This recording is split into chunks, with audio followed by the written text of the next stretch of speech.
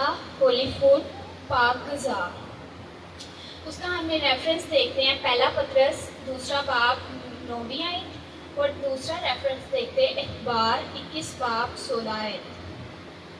इसी तरह पासा साहब ने हमें लास्ट टाइम बताया था कि खुदा के कलाम में लिखा हुआ है कोई ऐबनुमा शख्स जो है वो खुदा की ग़िज़ा गुजारने हैकल में ना आए। क्यों? क्योंकि वो हैकल को नापाक करता है और हैकल जो कि पाक है, तो इसलिए कोई भी नापाक शख्स वो है जिसका कोई हाथ कटा हो, कोई लंगड़ा हो, कोई अंधा हो या काना हो, जिसकी नाक चपटी हो, कोई गूंगा बहरा, ऐसा जो भी कोई शख्स है ना वो नापाक होता है, क्योंकि वो खुदा की ग़िज़ा गुजारने नहीं आ सकता। खुदा ने सख्ती से मना किया था कि ऐसा शख्स जो है वो खुदा की ग़िज़ा गुजारने हैकल में ना आए, क्योंकि वो हैकल को नापाक करता है। तो जो कुर्बानी होती है वो तो इंसान को पाक करने के लिए होती थी, इसलिए खुदा ने मना किया था कि कोई नापाक शख्स जो है खुदा की ग़िज़ा गुजारने हैकल में ना आए। इसी तरह हम इब्राहिम को देखते हैं, खुदा ने इब्राहिम को कहा था, तो इब्राहिम खुदा का वेट करता है कि खुदा कब आए। वो रोज़ खुदा का इंतज़ार करता है कि कब खुदा उसके घर में खाना खाने आए। एक दिन इब्राहिम के घर खुदा और खुदा के फरिश्ते जो है ना खाना खाने आते हैं, तो मतलब इब्राहिम इतनी खुशी से उनको खाना खिलाता है। इब्राहिम जो है बड़ा ज़िक्र करता है और सारा अपनी बीवी से कहता है कि तू जो है ना एक अच्छी रोटी बना, पतली अच्छा फुल्का बना, क्योंकि खुदावन की हजूरी में देना है, खुदावन को खिलाना है। और इसमें फिर वो खज़ा में ये चीज़ें रखता है, शहद, दूध, घी, हर चीज़, मतलब जो अच्छे दस्तरखान में रखी जाती हैं सारी चीज़ें, वो सब कुछ रखता है खुदा के हुजूर में। खुदा फिर खाना खाते हैं और अच्छे मतलब बड़ा सिपा करता है। वो ये सब कुछ जो है ना खुदा के खाने के लिए वो रखता है। इसके अलावा जो है ना इब्राहिम खुदा के पाँव भी धोता है। इस सब के तरीके से वो इब्राहिम जो है वो खिदमत करता है खुदा के और खुदा से बरकत को रिसीव करता है। इसी तरह नए अहदनामे में हम कुछ देखते हैं कि कुछ लोग जो है ना उनको नहीं पता होता कि ये फरिश्ते हैं। वो जैसे अगर हमारे घर मेहमान आते हैं तो हम उनको खाना खिलाते हैं, तो वो बेदेहाती में जो है ना फरिश्तों की खिदमत करते हैं, तो वो इस वसीले से अपने बरकत को रिसीव करते हैं।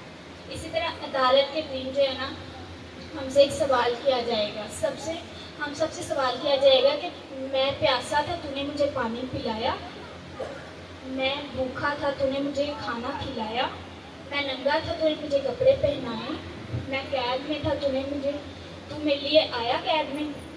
तो हम सब कहेंगे खुदा तू कब भूखा था, कब तुझे प्यास लगी तो हमने तुझे पानी नहीं दिया।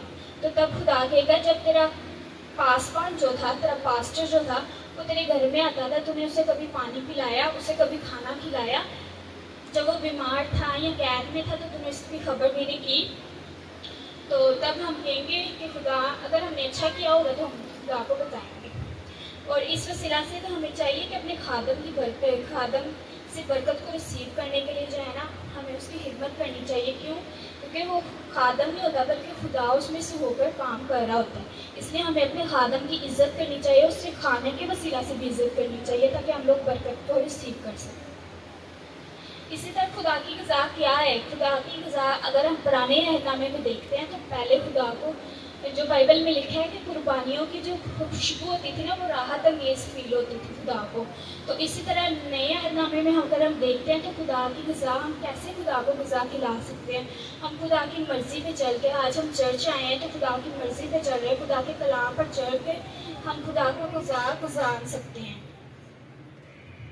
इसके साथ हम देखते हैं बंद कर दे इसको। एक जगह मसीह यीशु जो है ना कलाम को डिलीवर कर रहे होते हैं, कलाम सुना रहे होते हैं, तो शागिर्द आते हैं, वो कहते हैं कि मसीह यीशु हम खाना लाए हैं, खाना खा लेते हैं। तो मसीह यीशु कहता है मेरे लिए खाना यही है कि मैं अपने बाप की मर्ज़ी को पूरा करूं, मतलब कि मैं अपने जो मुझे बाप ने काम दिया है मैं उसको पूरा करूं और यही मेरे लिए ग़िज़ा गुज़राना है। इसके बाद पुराने अहदनामे में ये फिर से मैं जिक्र करूँगी कि खुदा ने कहा था कि जो कोई भी मतलब टुंडा, अंधा, बहरा, नाक चपटी वाला कोई भी, क्योंकि तो वो मतलब जो हैकल थी उसको नापाक करता था और नापाक जो करेगा वो कुर्बानी को भी, क्योंकि कुर्बानी पाक करने के लिए की जाती थी इसलिए कुर्बानी भी नापाक हो सकती है। इसलिए खुदा ने मना किया था कि हरगिज़ ऐसा इंसान जो है ना खुदा की हैकल में ना आए। इसका ये हरगिज़ मतलब नहीं है। वो पहले अहदनामे में खुदा ने कहा था ज़रूर लेकिन आज के दिन में हम देखा जाए तो हम शाहिकानों का फ़िरका है। खुदा ने हमें शाहिकानों का फ़िरका बनाया, अपने बेटे बेटियां बनाए हैं। इसलिए आज के दिन हमारे लिए यही है कि कोई भी बीमार है, कोई अंध है, कोई कान है, कोई भी कुछ भी है, उसे कोई भी डिजीज़ है वो आ सकता है। क्यों? क्योंकि ये नया अहदम है कि मसीह यस्सु के वसीला से हम लोग पाक हो चुके हैं, उसके ब्लड के वसीला से हम लोग पाक हो चुके हैं, शिफा पा चुके हैं। तो इसलिए आज के दिन जो भी कोई लंगड़ा है, कोई अंधा है, कोई कान है, कोई भी उसे डिजीज़ है तो वो खुदा के घर में आ सकता है। पहले वो खुदा के घर को जो है ना नापाक करता था, लेकिन आज के दिन में नहीं, मसीह यस्सु ने हमारी खातिर जान दे दिया। इसलिए अब हम लोग नापाक नहीं बल्कि शाहिकानों का फ़िरका है और मुकद्दस कौम ठहराए हैं।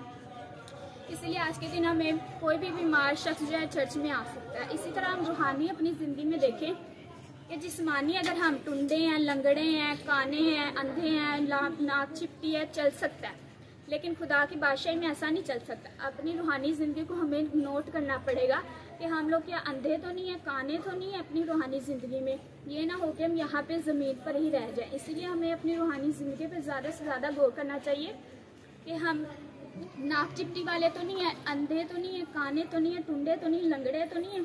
हमें मतलब अगर कोई है भी है तो अपने आप को रिस्टोर करें और खुदा बहाल हो और खुदा की हजूरी में जाने के लिए तैयार हो।